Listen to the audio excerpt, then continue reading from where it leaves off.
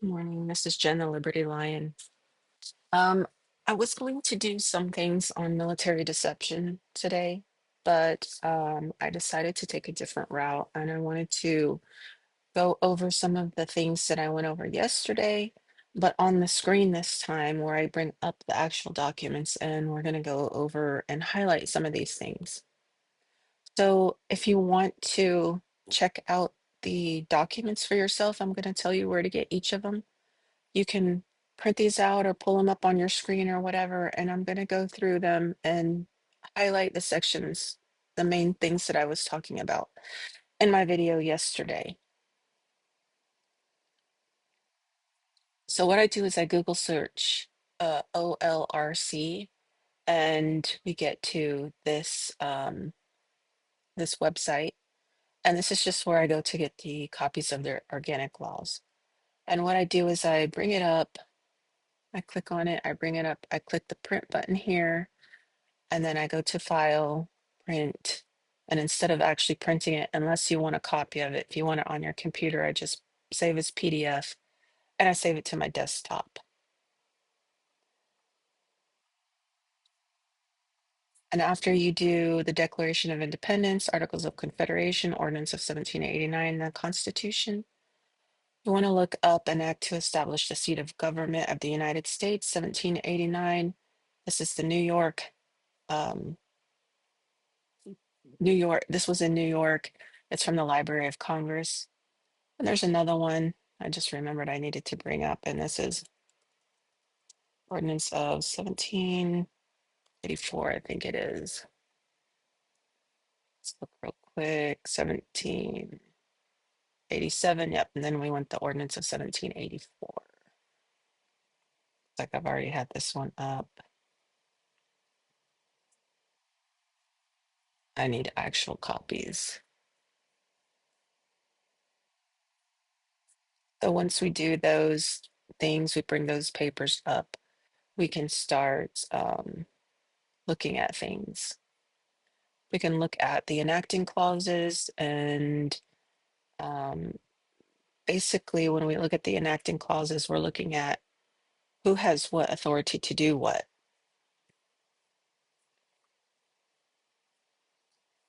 Sometimes it's so hard to find the articles in Northwest Ordinance. I've got the 1787.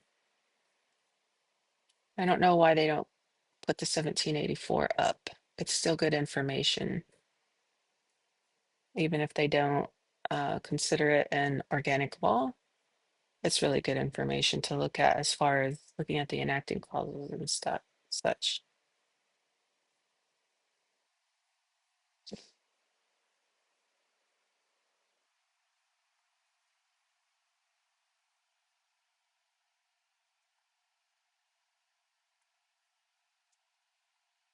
Let's see if that's it. Okay, so we have that. All right, so you know where to get the documents. Now let's go over them. We'll start with the Declaration of Independence.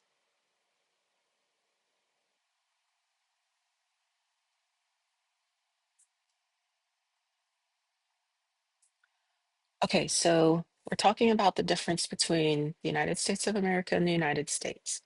So first, we have states, and these colonies are already making themselves into states through the war, Revolutionary War, and the um, declaration of their independence. So um, the one thing we want to look at here first is the Declaration of the 13 United States of America. Okay, it's the of America part we want to make sure that we are looking for in this document, and not just the United States. Two different things. And then we come down here to the last statement, and it says, "We, therefore, the representatives of the United States of America and General Congress." The United States of America is the states when they convene in their Congress. And then they created the United States. No, I wonder what happened to that document just now. It just disappeared. That's really odd.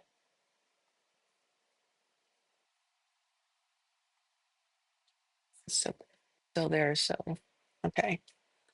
Um, so the independence is of the United States of America. You have states, and then you have the United States convene in a Congress called the United States of America. And then we look at the Articles of Confederation, we can see um, something, we can see this, the United States of America, the delegates of the United States of America in Congress assembled. Okay. So when the United States of America, all the states get together, they assemble in a Congress called the United States of America.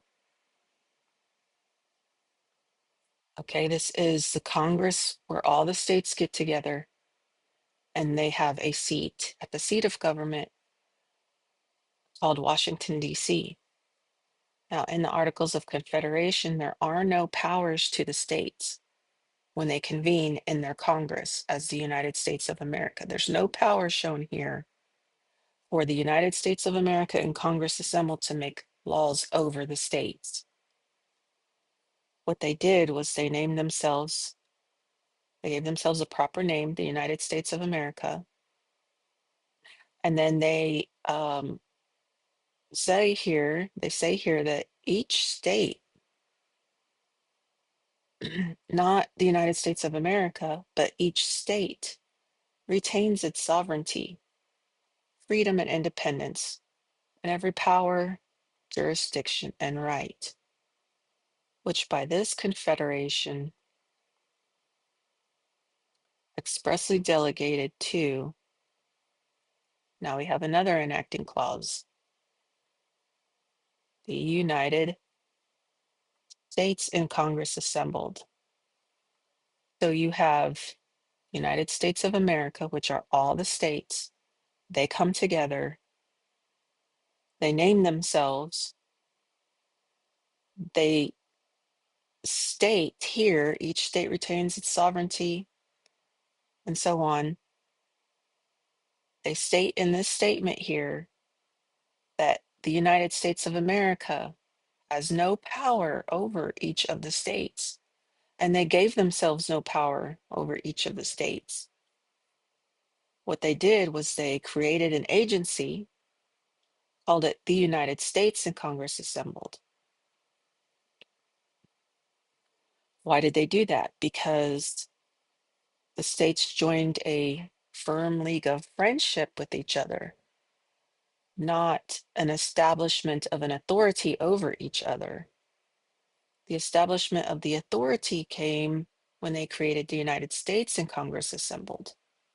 This is the authority not over the states, but of the states over its creation. So the United States of America and Congress assembled created the United States. And so the United States of America is supposed to control the United States. So, in other words, all the free, sovereign, and independent states with every right, powers, and jurisdictions got together. They called themselves the United States of America, and they created an agency called the United States and gave it some of those powers. And they could exercise those powers when they were in the United States and Congress assembled. So here's the enacting clause, the United States of America and Congress assembled, that tells us who they are. And when we know who they are, we know what authority they have. So the authority they have was a friendship. And this friendship created an agency called the United States. United States of America is the uh, free, sovereign, and independent states.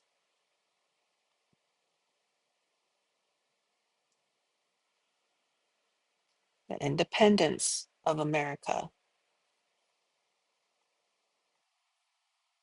So America has the independence. The United States does not for this document. Okay, so this document shows us that the power creating it is the United States of America in Congress assembled, which are the free, sovereign, and independent states with every rights, powers, and jurisdictions. That's its power, each independent. They got together and created the United States in Congress assembled. There's no power in the Articles of Confederation to do anything, and that's why the federal Constitution, the Constitution of the United States for the United States of America, had to be ratified in each of the states. Because once it was ratified in each of the states agreed, and it had to be each of the states agreeing because America, the United States of America, had no power to do anything or to force anybody into any union, to force any of the states to do anything. They had no power to do it. The only thing they had the power to do was create an agency to say, hey, we want to create this agency. Do you agree? And the agreement came when the states ratified each individually the federal constitution. So this document created by the states in their Congress recognizes that it's in the independence of America. Okay, so that's the Articles of Confederation. Now we have the Ordinance of 1787. Now this is green, United States, an ordinance, which is an order for the government of the territory of the United States. Well, why now is it United States? Okay, because this was a territory that had not yet been made into states. So because they weren't made into states, they couldn't join a firm league of friendship with the United States of America. It was just a territory.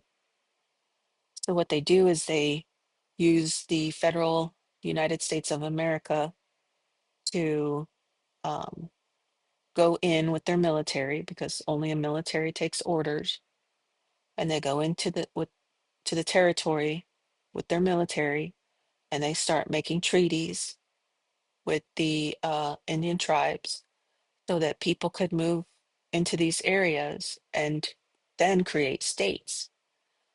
And then those states would join the Confederation, and they would become one of the United States of America, and they would have a seat in the Congress of the United States of America. Once they had a seat, they could join the Union. They also had to have a constitution, a Republican constitution. Okay, so once they joined and became a state of the United States of America, they created a Republic Constitution, and then they would ratify the federal Constitution. So this was an order. Basically, the order came from the United States of America, the civilians or civil government, to the military government, the United States, and then the military government wrote a law for their military to follow. And that law, because it came from the states, was a mandate, and the mandate had to have money accompany it. So this is the United States of America telling its creation, the United States, to do something, to go into the territories and establish peace and make treaties with the Indians. And so the ordinance is the United States order to go in and do that.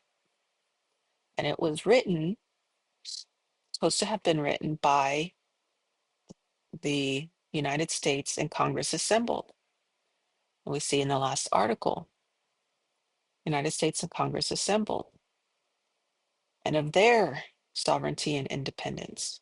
So the United States has some sovereignty and independence. We saw that in the Articles of Confederation, where each state, not the United States of America, but each state individually retains its sovereignty, freedom, and independence, and every power, jurisdiction, and right which is not by this Confederation expressly delegated to the United States and Congress assembled.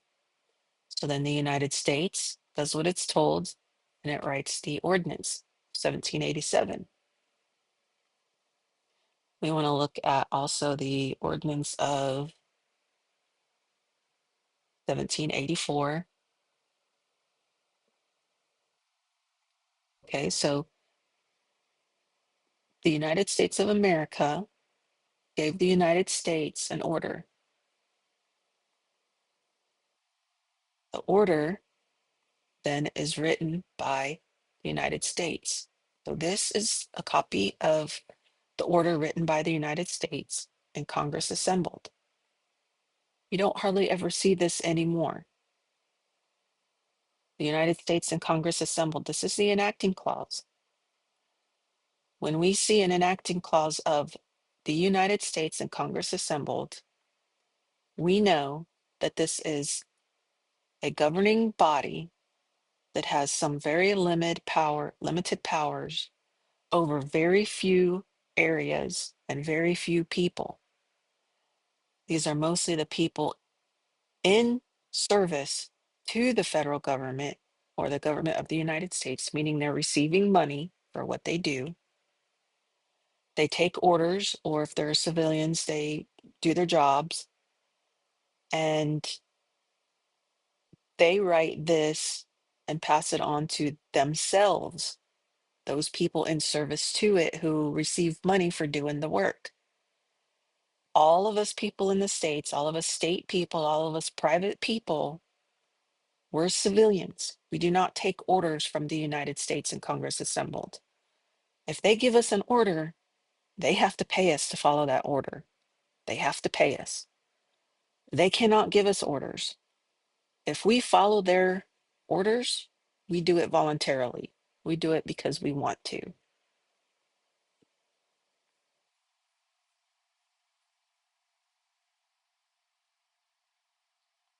United States and Congress assembled. This is them doing their job. When they write this at the bottom here, when it says the freedom and independence of the United States, it doesn't mean that the United States has all the freedom and all the independence and all the rights, powers, and jurisdictions. They only have what the states and their assembly gave to them. And what they gave to them was expressly delegated in writing. They can only do, the United States and Congress, the United States can only do what the United States of America writes that they can do. That's all they can do. They cannot do anything else. They are in service. The United States is in service to the United States of America. That's who they work for. That's who they get paid by, right? And who pays them? Each state. Okay. Who pays the United States of America? Each state pays the United States of America. The United States of America created an agency called the United States. The United States of America collects money from the states and gives it to the United States. And who wrote this? They're saying their authority is their independence that they have. The United States of America, they have some independence given to them by each state. And then they created an agency and gave it some freedom, sovereignty, and independence. Not really even freedom because they can't act on their own. They gave them some independence, um, very little. And actually, I would even go so far as to say no independence because everything the United States does has to be expressly delegated to it by the United States of America.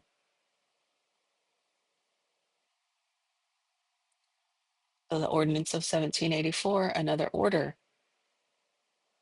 The order was given to the military members who went into these territories that were not yet states and started settling the land and making treaties.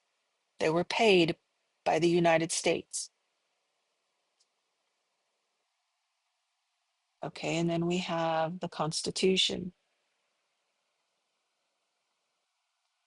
1787. Now, the actual proper title for this Constitution, I'm going to write it up here, big red letters. The actual Constitution that you see in some of the original documents is Constitution of the United States for America. Why? It tells us in the preamble here. We, the people of the United States, do these works for the United States of America. United States, to make it simple, and the simplest way I can explain it, is an agency created by the United States of America. It works for the United States of America. I would go so far as to saying that the United States is a military agency that takes orders from the United States of America. The United States is a military. It takes orders from the United States of America. The United States is the military. The United States of America is a civilian population, a civil government, a military government, and a civil government. The civil government, the United States of America, created its military force, the United States. It expressly delegates to it some things to do. And when they do them, they use their own enacting clause. They use their own enacting clause. The United States and Congress assemble. And then they write what they want done. And then they state their authority, United States and Congress assembled.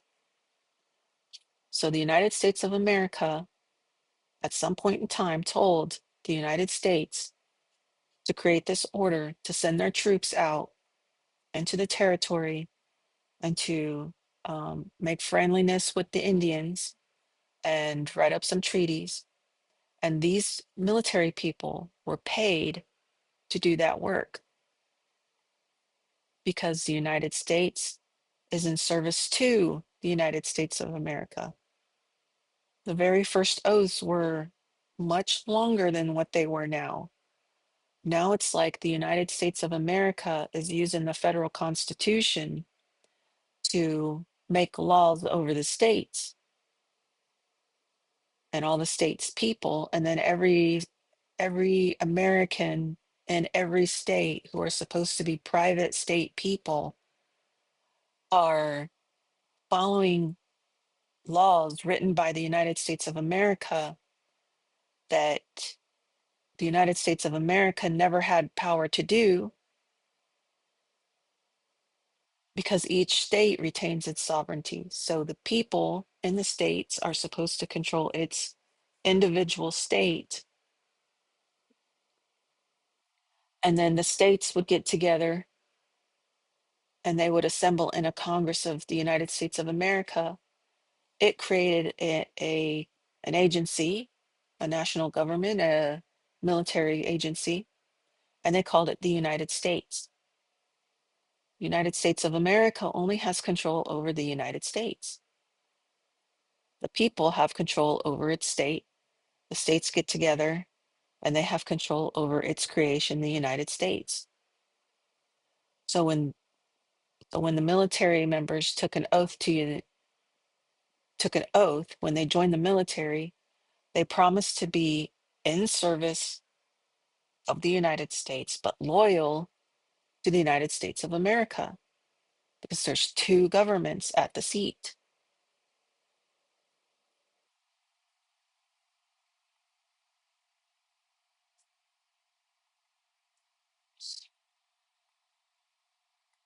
an act to establish a seat. I forgot to show you one more thing. This federal constitution, the Constitution of the United States for the United States of America, this was written by the United States of America,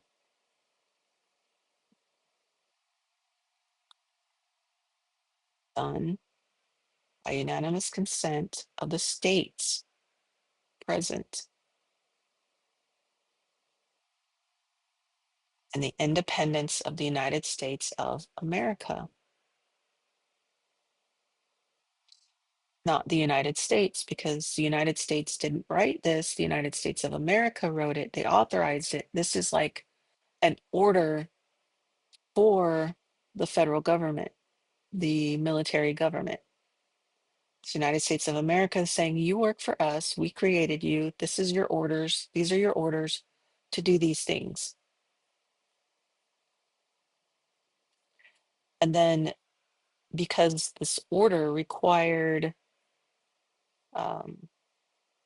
each state to give up some land for things and to acknowledge these orders each individually, each state had to ratify these orders. Each state agreed to give up some land and to allow this United States to make laws for its people on those lands, authorized by the United States of America.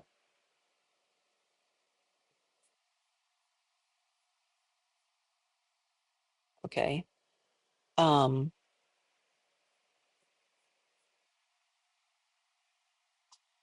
so we call this a constitution.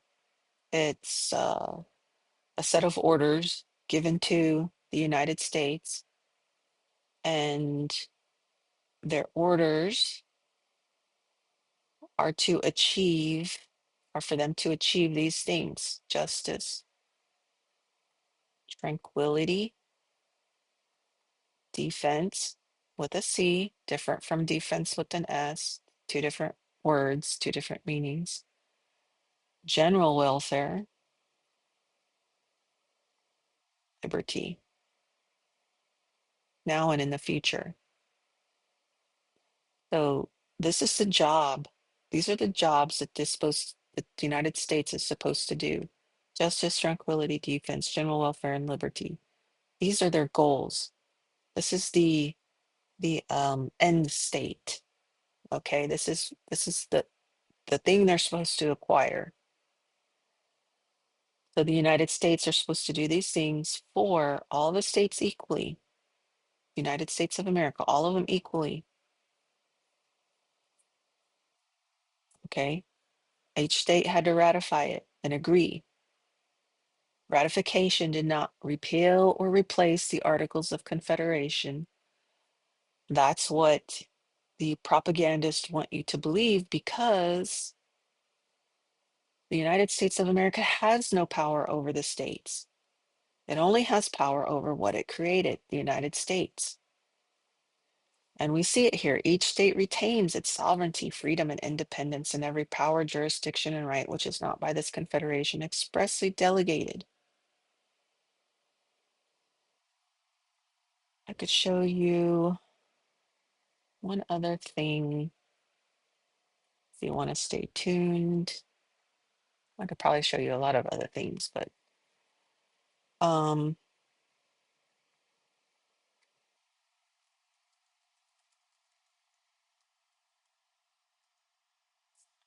not sure where it is exactly. Let's go to armed forces. Let's go to like Manning or something. Alternative military personnel source system.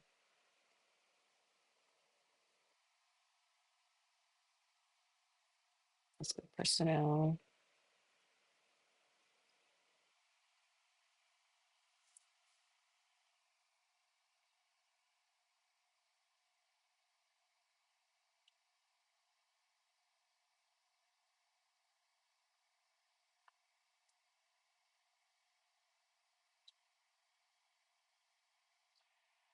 There's one in here that I know of for a fact that exists. I could probably pick up any one of these and go to a public law.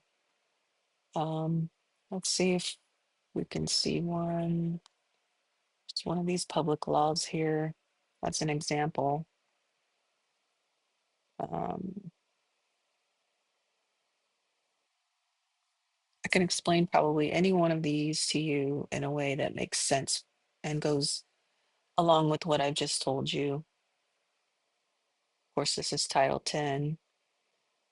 Anything that doesn't have an actual citation is not a law. It's a policy or some sort of um, social contract, something along those lines. And since it's passed by the United States of America, they are normally for the United States or any of their contractors that they hire to work with the government. So, in my opinion, the Federal Reserve Bank is just a contractor. It's like a military contractor. And they follow laws while they're on the military post working, or even off the military post if they're doing work for the federal government. They have to follow. Okay, we're at definitions, so we're getting closer. They have to follow rules and regulations, but not military rules and regulations because they're not in the military. But they have to follow uh, federal federal rules and regulations. But not all of them apply to uh, the people on the military post equally. They don't all apply equally. I'm trying to find a public law that will help us see an example of what I'm talking about as far as how they make laws, even fairly current ones.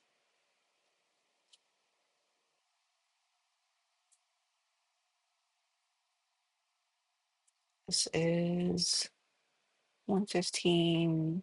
I'm looking for something that has an enacting clause. And then the enacting clause will say the United States of America and Congress assembled. But then it will talk about the United States inside what it writes. And so it's the states convening together to write something that the United States can do, its agency can do.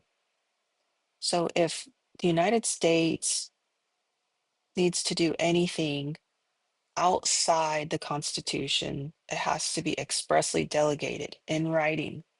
That's the purpose of the United States of America. They get together and they're supposed to control their agency, the United States.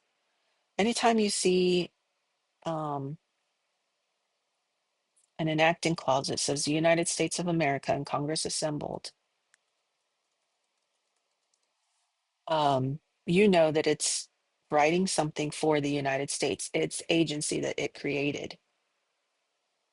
If it says the United States and Congress assembled, you know that it's creating something for the people on the federal lands or its agencies.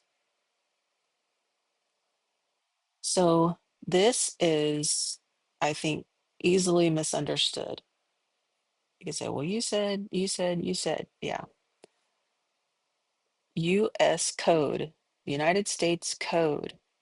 So when the United States receives an expressly delegated function from the United States of America, how does it know it's coming from an actual United States of America Congress? It tells itself, okay, or the United States of America tells the United States, this is our enacting clause. Be it enacted by the Senate and House of Representatives of the United States of America and Congress assembled. This is how you know who we are. I think this was passed around 1948. Enacting clause, resolving clause, numberings, printings of bills. The enacting clause of all acts of Congress, the United States of America, shall be in the following form, being enacted by the Senate and House of Representatives of the United States of America and Congress assembled. This can get really confusing if you don't understand the organic laws. And I think they mean it to be confusing. I think they mean it to be confusing because there have been coups after coup after coup after coup, altering the form of government. And a lot of these uh, judicial opinions and Supreme Court opinions have perpetuated that, have allowed that, have been the the power behind it, the power force behind the coups, or even started by the judicial system, either intentionally or because they've been propagandized to also and don't understand the um, organic laws. That might come as a surprise to people because you would think that a judge would understand the organic laws. But in the book by LaRue, A Constitutional Law is Fiction, one of my favorite books that I mention in many of my videos, he says that the people going to law school, they don't read the Constitution. They read court opinions. And so they use those court opinions to form their opinions instead of looking at the organic laws. And he says in his, LaRue says in his introduction or preface, whichever it is, that when he when he started working in Louisiana as an attorney, he realized that something he had learned at Harvard was wrong. And a lot of attorneys say that because I don't think they go into law, not all of them go into law to just sock it to the people. Some do, definitely. Others go into law thinking they're going to do something great and make a lot of money. And then they're like, wait a minute, this is nothing like what I thought it was going to be. I want you to check something else out.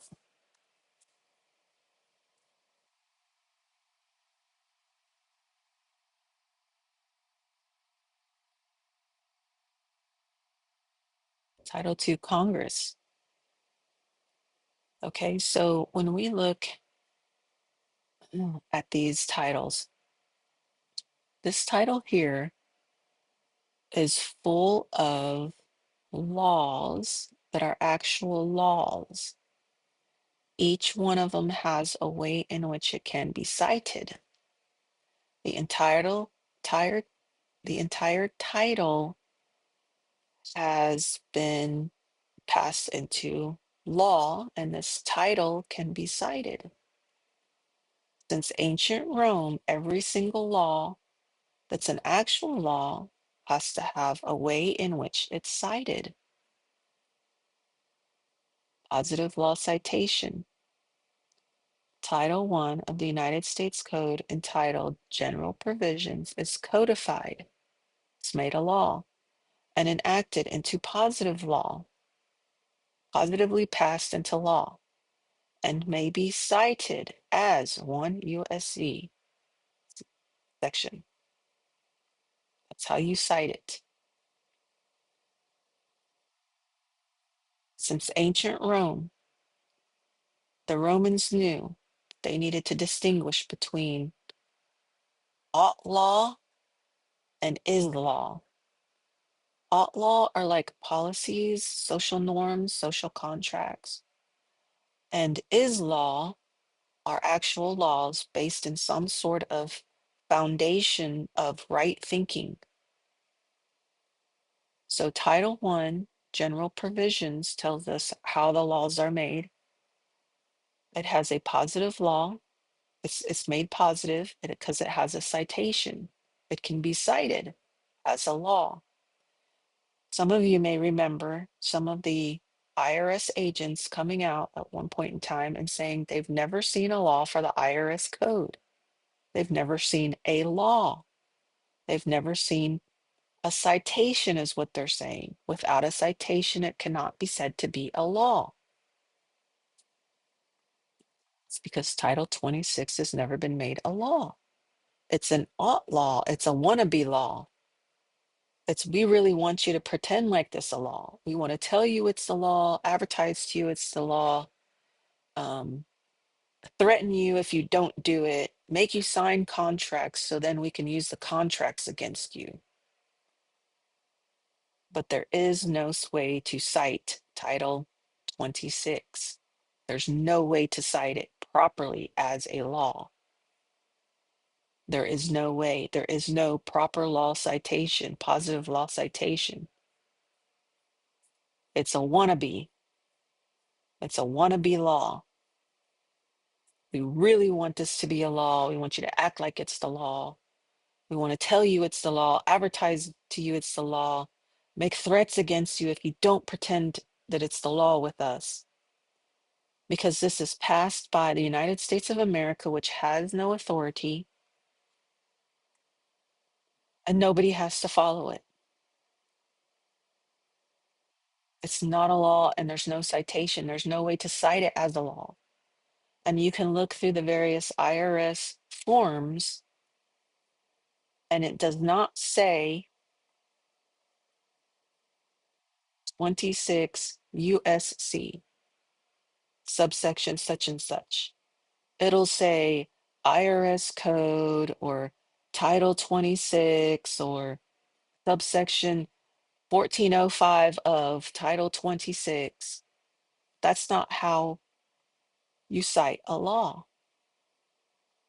You cite an actual law as 1 USC or 3 USC.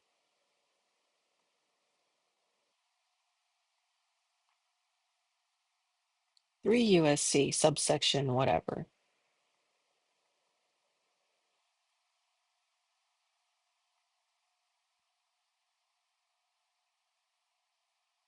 4 USC subsection whatever.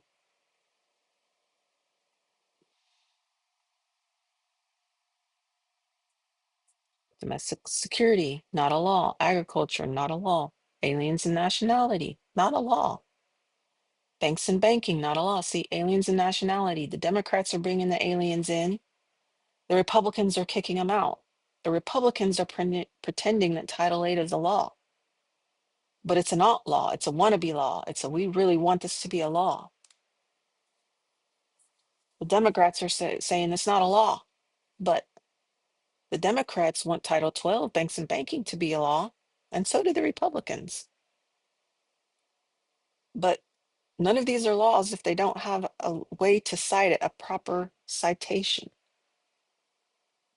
Commerce and trade, not a law. The Federal Reserve note is legal tender. It's a legal contract. You use it, you're contracted in, because contracts can be expressed or implied.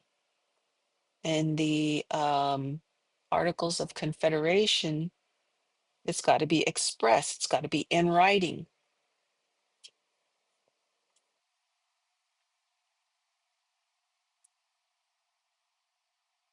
Customs and duties, not a law. Education, not a law. Food and drugs, not a law. They say you have to get the COVID-19 vaccine. No, you don't. Your kids have to be vaccinated to go to public school. No, they don't. My daughter has a certificate from the Department of Health in Texas saying that she does not have to have any vaccines. And what I do is I take that certificate and whatever daycare or school she goes to, I give them the certificate and they keep it on file. So if an outbreak occurs, if they get audited, they have my daughter's certificate there on file saying that I'm not vaccinating her and I don't have to. They tell you it's a law. They shove it down your throat and they threaten you. And they say, if you don't, you can't do this and you can't do that. They don't bother to tell you that you can get a certificate from the Department of Health in your state and give it to the school system so that your child doesn't have to be vaccinated. And they can still pass their audits because the schools have to have audits and the daycare centers have to have audits. And if they don't have either your vaccination card or your certificate of unvaccination on record, they get a hit. So that's why the schools tell you, "Well, you have to, you have to, you have to." I even had one daycare center try to make me feel guilty. Well, if there's an outbreak and she gets sick and she gets all the other kids sick, oh, shut up. Foreign relations and intercourse, and highways is actually not a law either. It has a little asterisk here showing that it's a law, but it's not actually a law.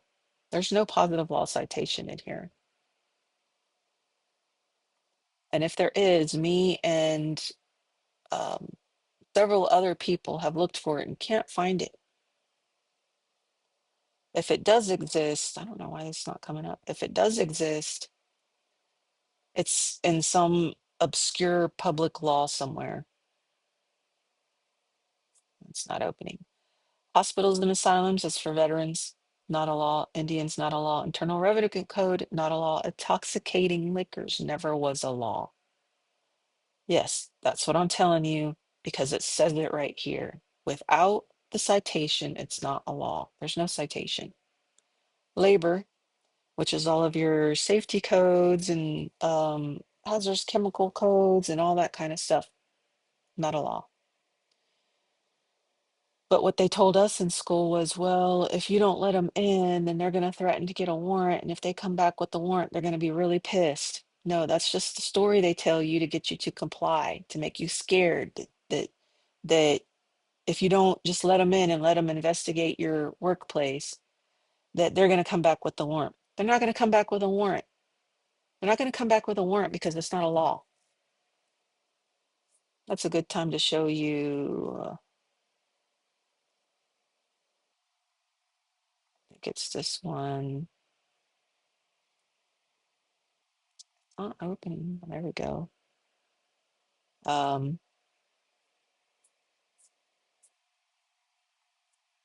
Darn it. What's going on here? I think it's chapter 3. Let me close some of this other stuff out since I already showed it to you. Chapter 3, section, chapter.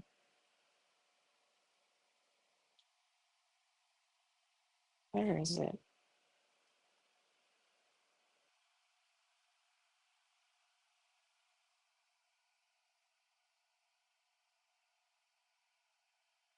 Congress is not a law. Let's see.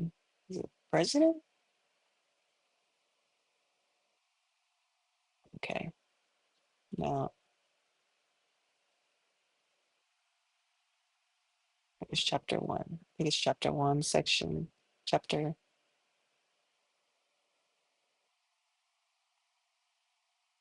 Title 1, chapter 3, section 204A.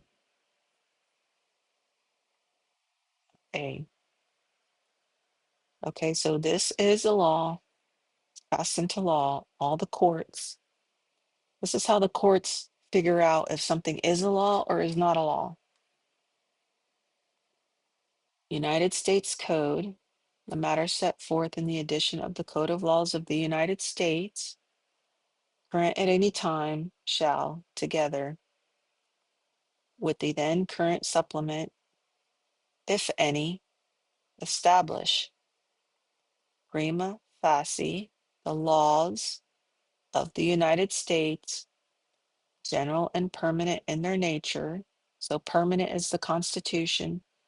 General, I believe, is there when the United States of America gets together and tells the United States, yes, you can do that, and here's the money to do it, and it's something that's not in the Constitution.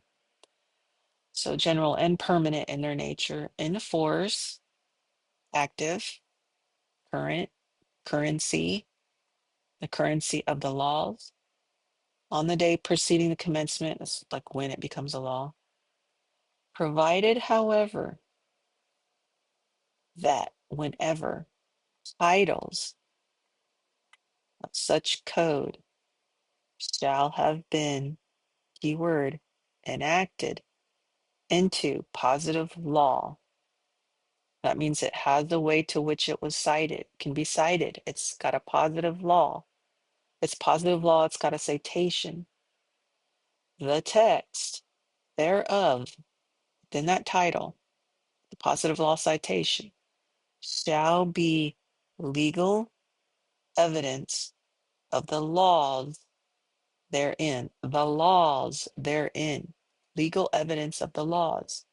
Having a positive law citation is legal evidence of the laws. In all the courts of the United States, the several states, meaning on the military posts, territories, meaning could be in France on a military post, could be, uh, they've got Guantanamo, they have courts in Guantanamo, and insular possessions of the United States. So all the United States federal lands, they have courts there. Those courts have to acknowledge that they have laws, not social contracts, not policies, but the courts have to distinguish the difference between them. And they do that by whether or not the text of the title contains the positive law citation, proving that it's a law. And those laws apply to the people within the federal government, people within the United States on the federal lands. Okay, so enough today, piggybacked on the back of the video yesterday, really. And you have your organic laws. I showed you where to get them. I showed you a couple examples of some other things. There's one I wanted to show you that I didn't find immediately, and uh,